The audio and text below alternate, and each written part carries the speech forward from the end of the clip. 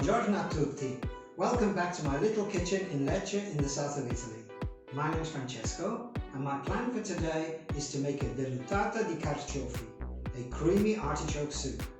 I'm going to use potato, onion, mint and peas as the other ingredients, and I'm going to try a new method, and that is to use the leaves and the stalks of the artichoke to make the stock for the soup. I'm going to boil them up, put them through a blender and a fine sieve and use that to flavour the potatoes and the artichoke hearts. I'll fry a few of the hearts along with some croutons to use as the decoration for the soup, and add some good olive oil. I think that's all I'm going to need to make a wonderful lunch.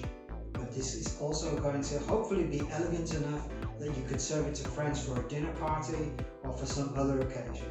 If you like this recipe, please give me a thumbs up, click on the link and follow me for more. But for now, let's cook.